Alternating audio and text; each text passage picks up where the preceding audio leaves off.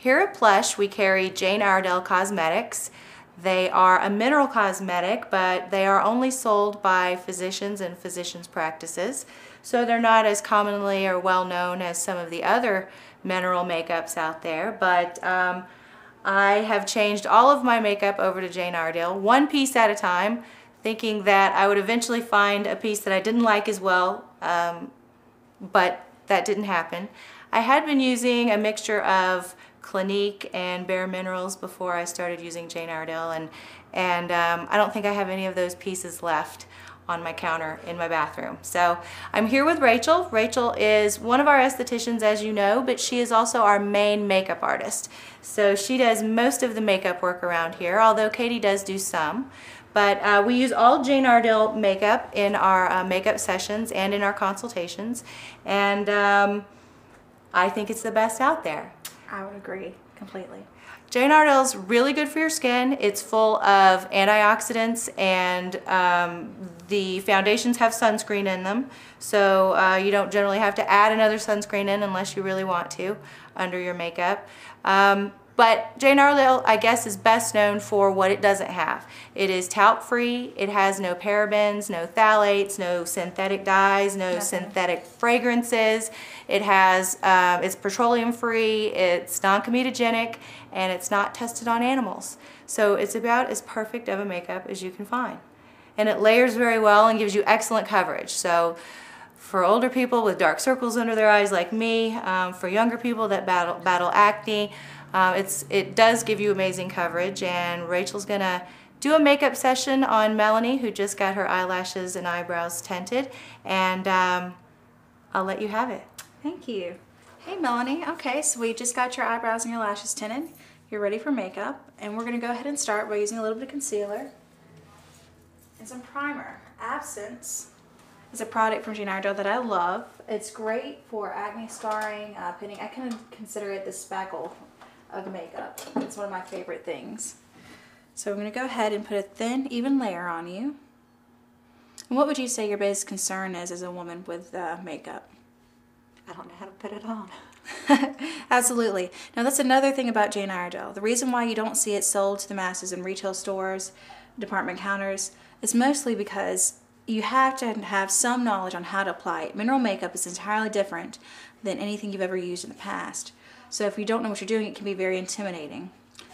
With just the primer, I'm working it in a very thin layer, just brushing it through. Right now I'm using a Taklon Nylon liquid foundation brush.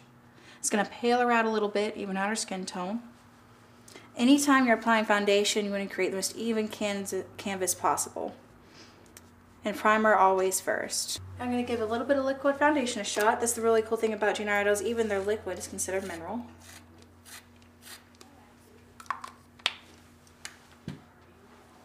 Make sure with their liquid that you work it into your brush a little bit before you just throw it on there. And this might be your exact shade, but I'll make sure to even you out with some powder too. So I'm going to put it where I need it. And just work it into the skin. And because you have kind of a red undertone, I'm going to try to cancel that out by using this light beige color. Now my next step is going to be using a little bit of Golden Glow. Give you some color. And with their mineral pressed foundation, you don't have to swirl, tap, and buff. That's very overrated. Actually, you're just stippling it into the skin. Kind of working in quadrants. Smells good. Good. And Jane Iredale doesn't feel heavy, it feels light. You're going to get everything you want out of it.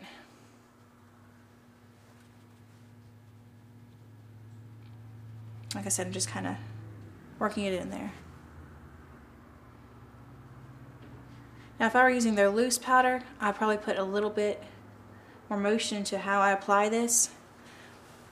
But with the matte, and because it's pressed, it's not necessary. And I personally love the matte foundation. It gives you really great coverage and you don't have that dewy glow. For some people with dry skin, that's great. If you have really youthful skin and you're virtually flawless already, you don't need a lot of coverage, loose powder is the way to go. But if I want it to last, I usually go with the matte makeup. I'm working all the way down. Want to make sure she doesn't have any lines of demarcation from her chin to her jawline. And don't be afraid. And for ladies who are doing more formal attire with their makeup, don't be afraid to go back behind the hairline too. If you have an updo, it's important to make sure your skin tone is even all around. And a lot of times that little skin on the back of your neck's not the same shade as the rest of you, so it won't hurt. Now I don't recommend this for everybody, but this is a great product too. It smells a little bit like a Tootsie Roll. This is a cream blush. I'm just going to put a hairline on there. It does smell like a Tootsie Roll. It does. I know. I love it. But if you like cream and you want more of a natural look, this is a great product. At home, honestly, just using your fingers will work just fine. You could also use that same liquid brush again. But this will give you what you want. We're giving you a very natural cheek. If we're doing a dramatic eye, you don't want to draw too much attention to too many things. Most of the time you want to pick one feature, either your lip or your eye. So I'm just kind of working in that cream blush.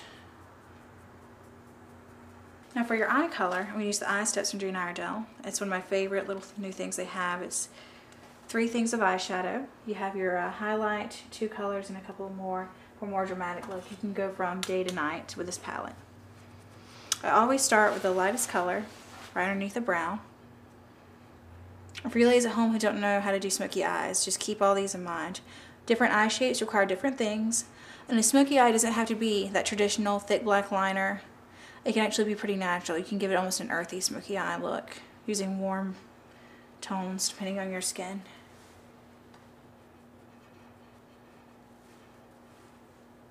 So I'm going right underneath the brow, and I'm covering the whole lid. It's just a lot easier for me to work with shadow once we got a little bit of powder on there.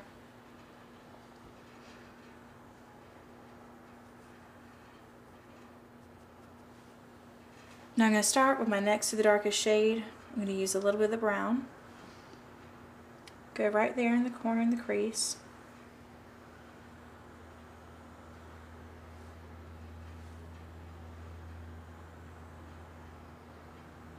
It's more of an amber color. I'm going to darken it up here in just a second.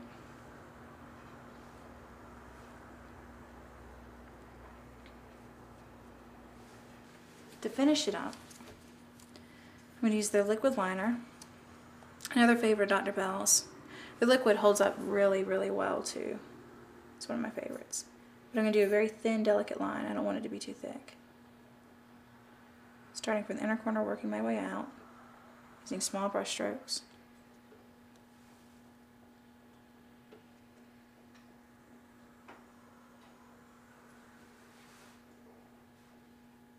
Doing just a little bit of a wing.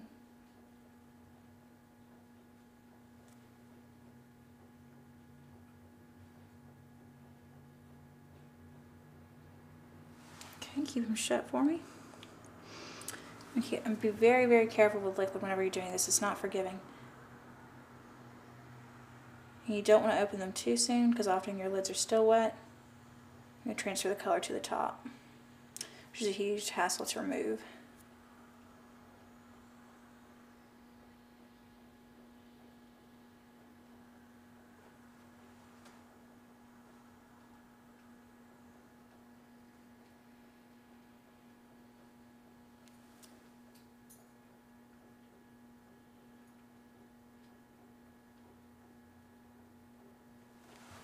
While that's drying, just keep your eyes shut for me. And go ahead and do our brows. Now you've already had them tinted, so they really don't need a lot.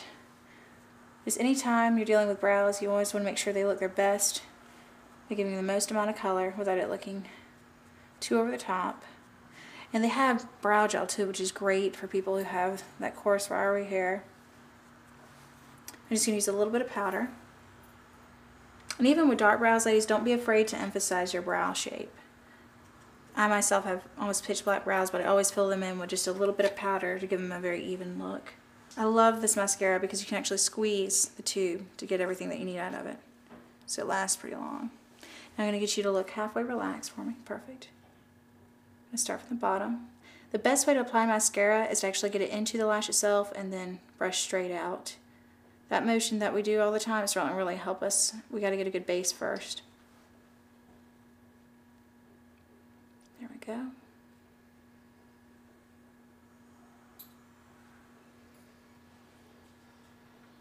Okay, open for me.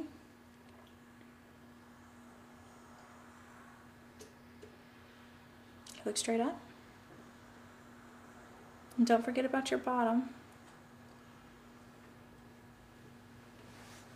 You absolutely can line the bottom.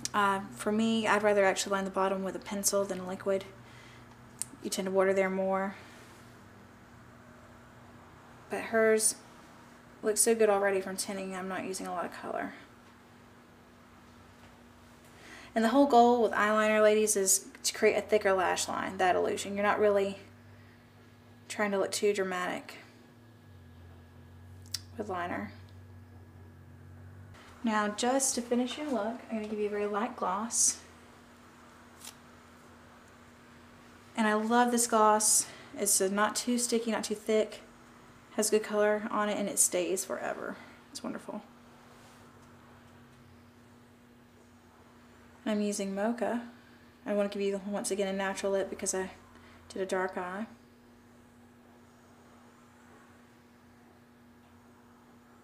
Kiss back in together for me. There you go.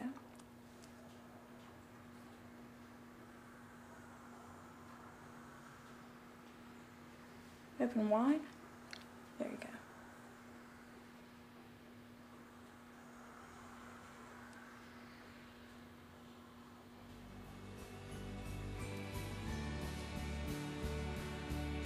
Okay, and you are good to go. We would like to thank Melanie for being on our show tonight. She looks beautiful. And her eyelashes are, wow, incredible. Yeah, I was really impressed with the eyelashes. So thank you for tuning in to Plush Tonight. We'll see you next time. Bye. Bye. This has been Plush Tonight with Dr. Amanda Bell. Thanks for watching.